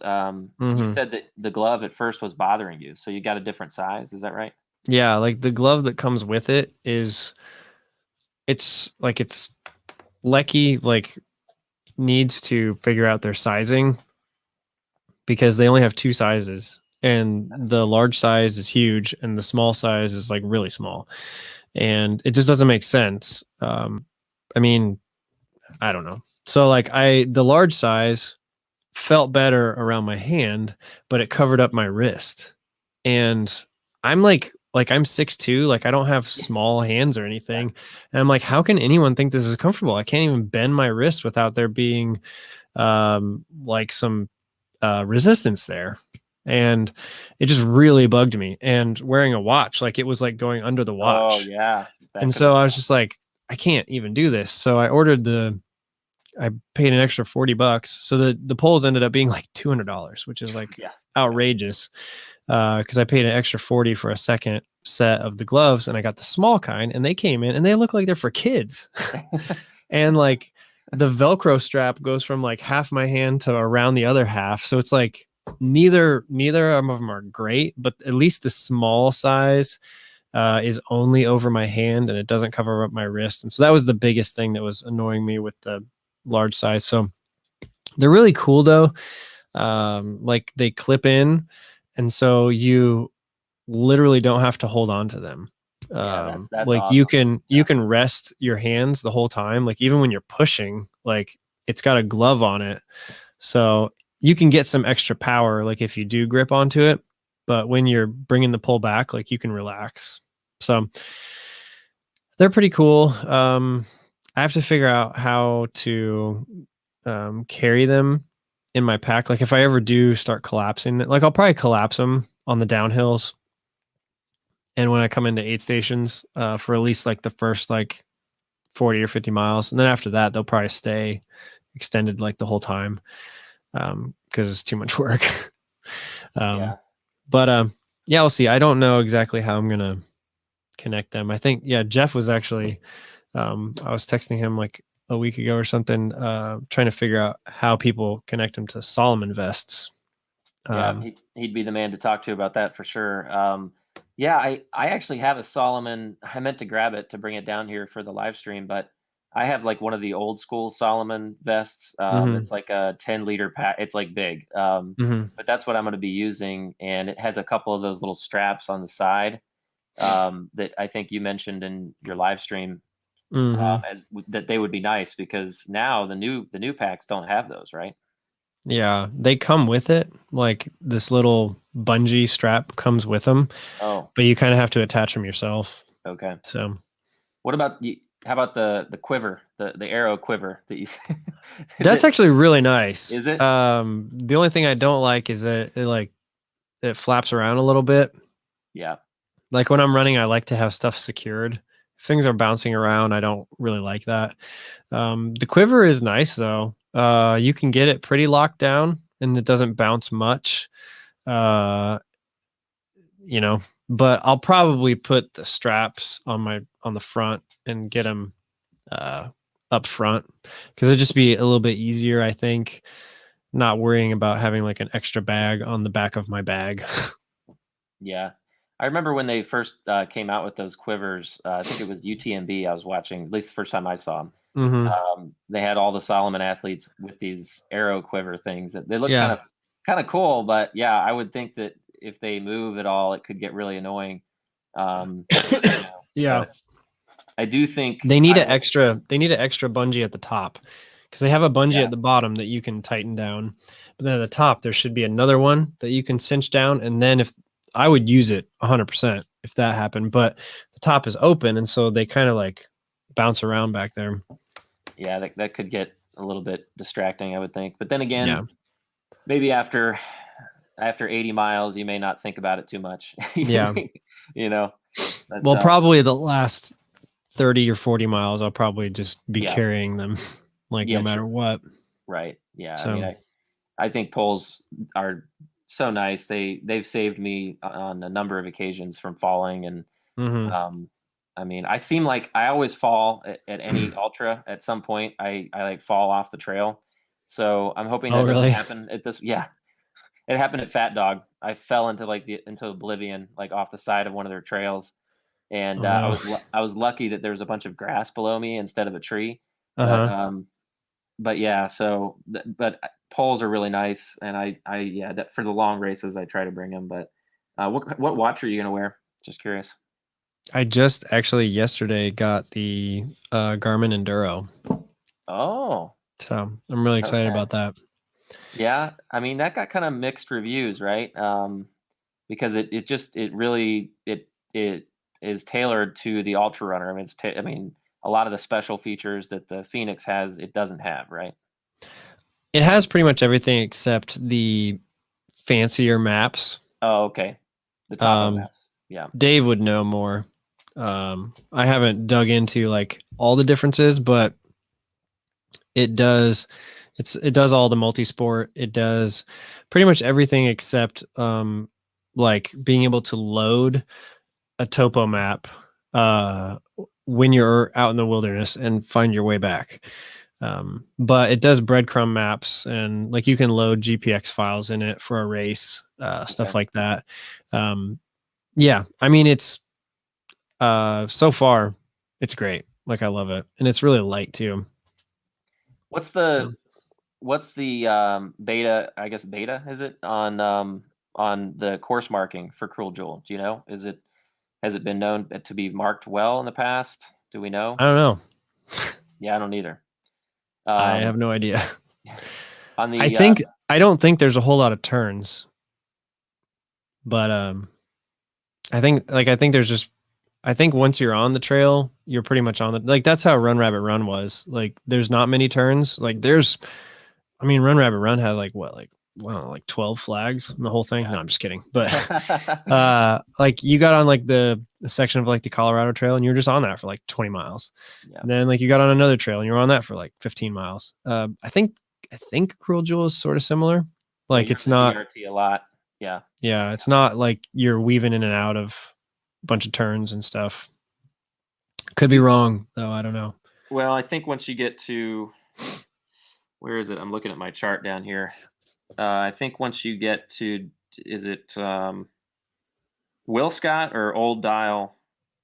I think around Old Dial, it kind of you'd go over a road, and then you cross over a Mm. creek, and that's when you head up towards Deep Gap. So I don't know. I think that may be off the DRT, but I'm not sure. Yeah, But you're only on it for like the first 30 miles or so, and okay. then you turn off. It ends and it starts something else, I think. But yeah, that section like around the turnaround where you do like the loops and the out and backs, that's gonna get like really frustrating, I think. So I think keeping a positive attitude during that will be big. Yeah, definitely. On this topic of watches, I Koros sent me the Vertex, so kind of Oh, old cool. news, but yeah. Nice. So I had the Apex.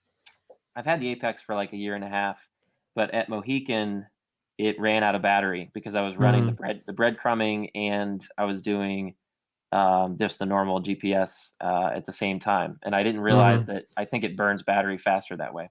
Yeah, it So definitely does. yeah, Yeah. which I didn't get. I didn't understand. So the Vertex I think should take care of me pretty well. Yeah, I just think don't put breadcrumbs on it. you Like don't think? don't put the map on it. Like I did when I did no business, I had the map on it. And when I finished no business in 29 hours, it only had like 25% battery left. Really, the Vertex? Yeah. Okay, all And right. it's advertised as 60 hours, but I don't think it's anywhere close to that. I think it's probably closer to 45, 40, something like that. Maybe Okay, 50 if you're not using the breadcrumb trail, okay.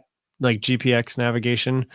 But I don't know. I mean, it's also just mine. Like Well, no, maybe the rest of them are better.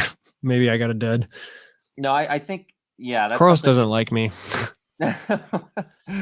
They Why do you should send say me that? more watches, and then maybe I Yeah, would be able to review more of them. But yeah, currently, I just have one, and it's I don't know, not terribly impressed by it. But it does last. I think it'll last plenty. Um, if just don't put the maps on it. yeah, You probably won't need them at this race, though. yeah. I'm hoping not. I also purchased a subscription to Gaia, I guess, Oh, for my cool, phone. So I'll try to load the course up on that. So in a pinch, I nice. can pull out my phone and see where they're I've at. never brought my phone on a race. Oh, really? No, You don't listen to music at all, ever?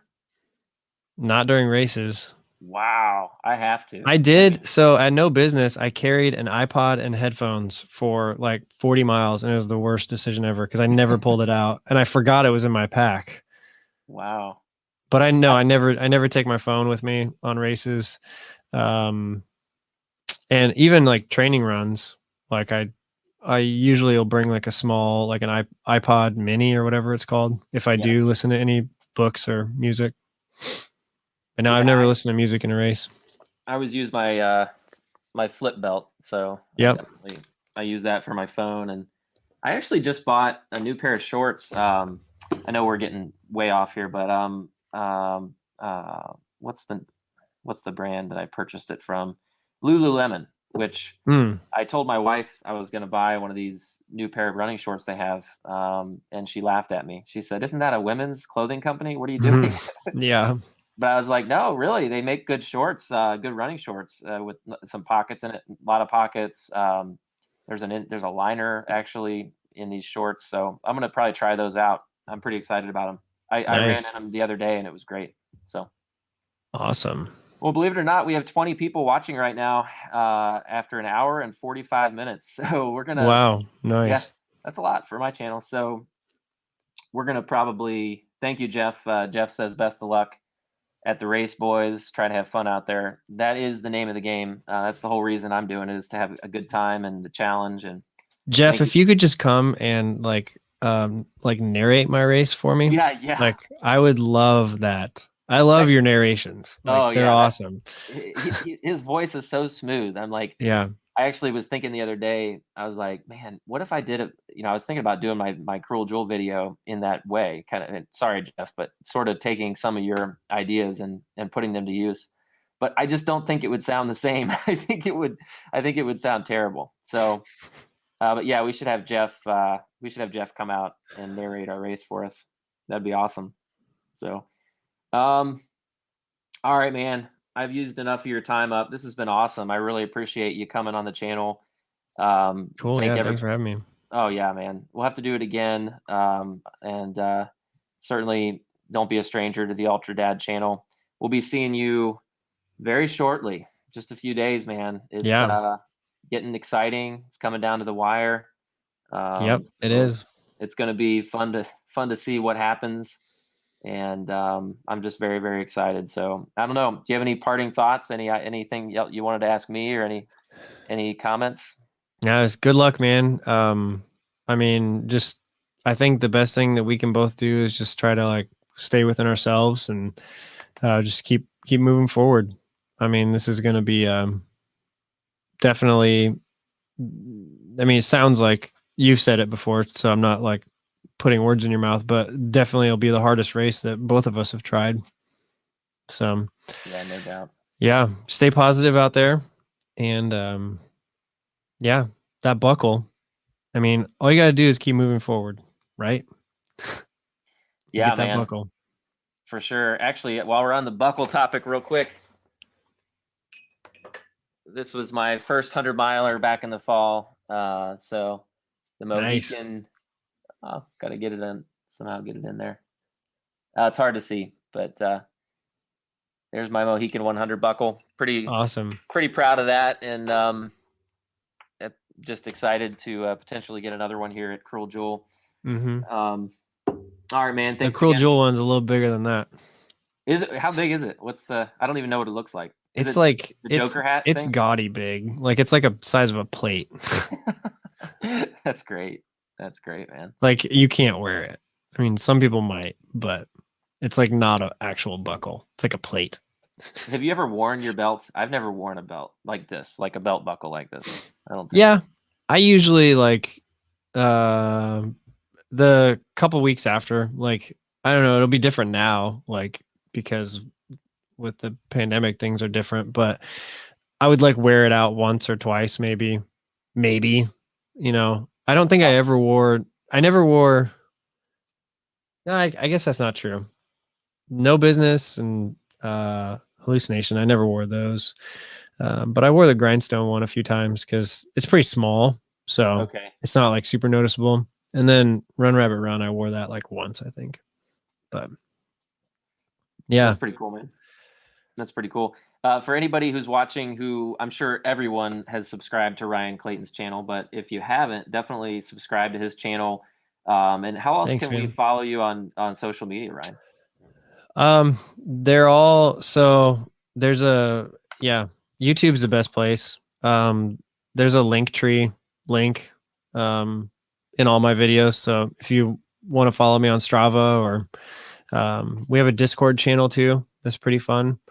But yeah, Facebook, Instagram, all that. I try to post different stuff everywhere so that it's not, just getting the same thing everywhere. So yeah, check out the YouTube channel. That's what I have the most fun on. Yeah, and if you want to see high quality work, go to his channel for sure. He just he just does a great job with his content. So, Ryan, there's actually one thing we have to talk about real quick. What shoe are you gonna wear? Because I don't know. I saw your post on Instagram today, and I was like, Yeah. I saw because I think you just posted a comparison video, right, between the Hoka Yeah. Speed Goat 4 and the Hmm. EVO Speed Goat. So, Yeah. is it gonna be one of So them for sure or not? yeah, it's down to right now. It's down to the Evo Speedgo and the Nike Wild Horse 7. The Wild Horse 7 is just such a comfortable shoe. Um, but it's a little bit heavier and a little bit hotter. And so that worries me a little bit. I have a lot more time in that one though. So I'm much more comfortable like choosing that as a race shoe. The Evo Speedgo, I need to put another 3 or 4 runs in it probably to see if it like stretches out or flexes a little bit, or if there's any like hot spots or anything. But I don't know yet. It'll be a race morning decision probably. I had some. I really thought the EVO Speed Goat was going to be my choice, Mm, and I had issues. I had both with that, and actually, I didn't publish any videos on it, but I tried out the Speed Goat 4, the Speedgoat 3 was one of my favorite shoes, but for some Mm, reason, the Speedgoat 4, and the EVO Speedgoat, I had these hot spots right underneath my metatarsals, like right the ball of your foot, right mm, underneath the ball of my foot. yeah, And I mean, it felt bad. It felt I couldn't run more than 4 or 5 miles without mm, this severe pain. So, it wasn't just it wasn't something with my foot because, as far as I know, because when I wore the Olympus, the Ultra Olympus, it was great. It was fine. Like I didn't have that pain at all. yeah, So my shoe choice is the Ultra Olympus 4. nice. So there's mine right there.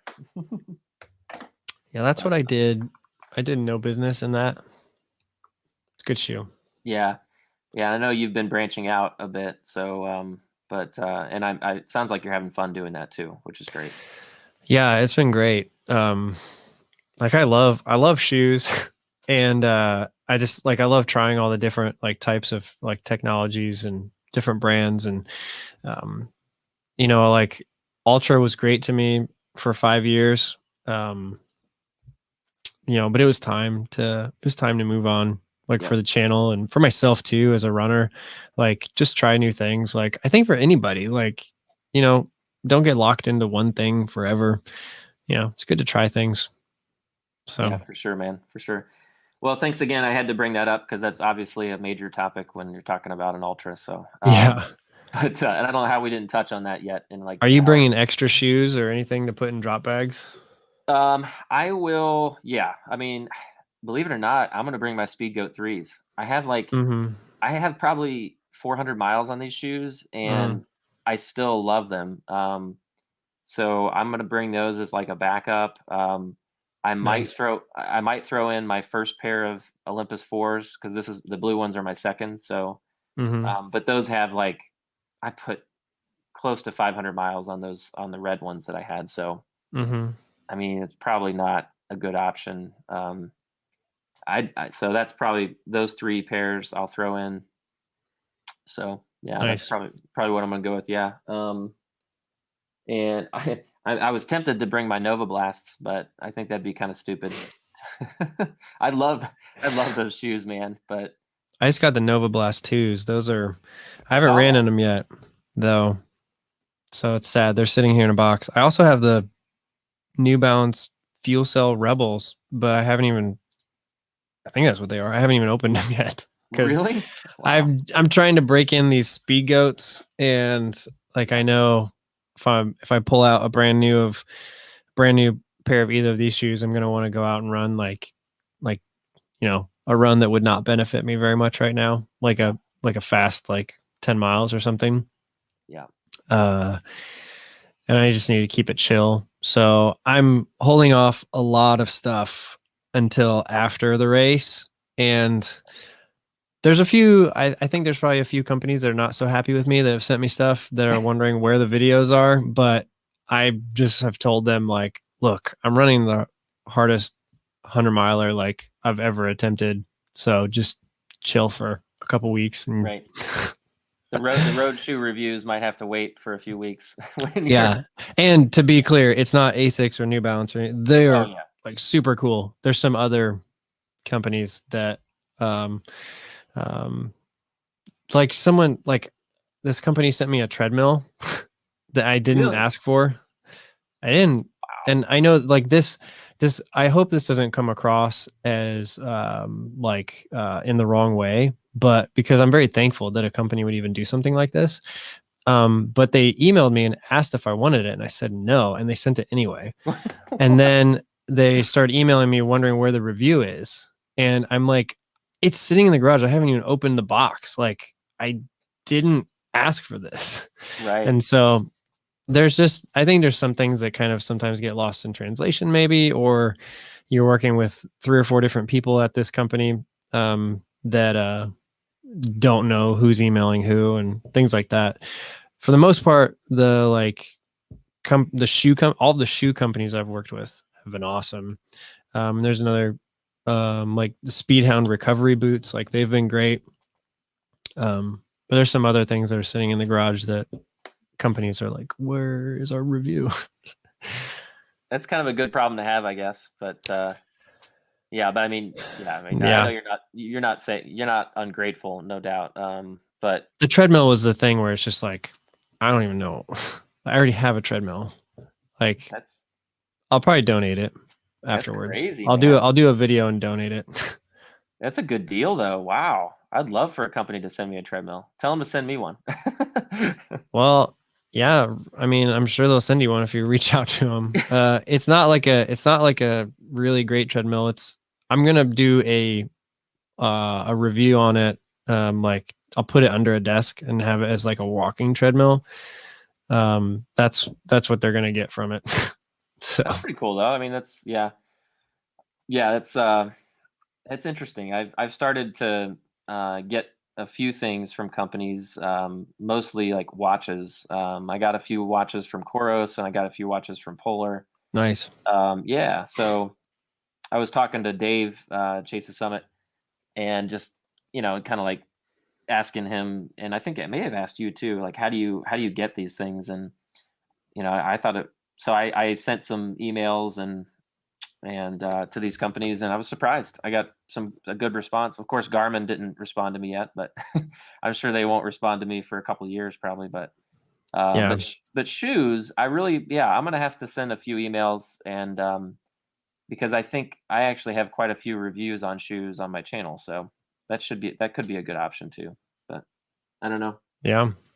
It's easier than you think. Yeah, yeah. You start getting stuff you don't want, like treadmills. Yeah.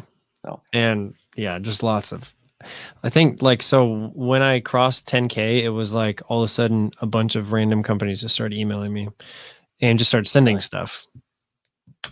So wow, yeah, like you said, it's a good problem to have. But like the treadmill, it's like it's a big problem to have.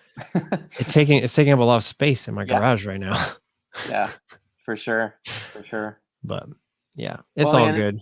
yeah, yeah, for sure. And thanks again for everything you're doing on YouTube. I will let you go here. We've been 2 hours, far more than I could ever ask for. Nice. Thank you very much.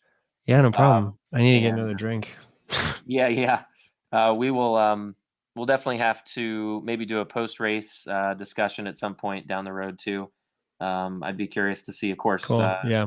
how it goes. And I don't know. Actually, it'd be a good idea. Maybe we can get John Truelove in on it, or some other people that we see there. Might be kind of fun. So, Cool. but anyway, all right, man. Well, we will see you next week, and definitely reach out as you get there. And I'd love to see you before the race, but we'll see. I don't know if I'll actually be in camp until Thursday morning. So, but we'll see. We'll see on the start line for sure. Are you going to be I don't camping think there? there's anything to do on Thursday. Yeah, It's probably just not. check-ins on Friday. Oh, that's what I meant. I'm sorry. Friday. I'll probably be Yeah. getting in. I'll be getting in Thursday afternoon to an Airbnb, and then on Friday morning I'll be coming into camp. Are you Cool. camping there, or do you have like a condo or something, or what are you doing? I have a hotel like Oh, pretty okay. close. So Okay, yeah. good. Good. All right, man. You have a good Awesome. evening. Thanks again for joining. Everybody, thanks again for participating. And I can't believe 14 people are still watching after 2 hours. Thank you so much. And we will talk to you later. I'll talk to you, Ryan, in just a second. Okay, cool.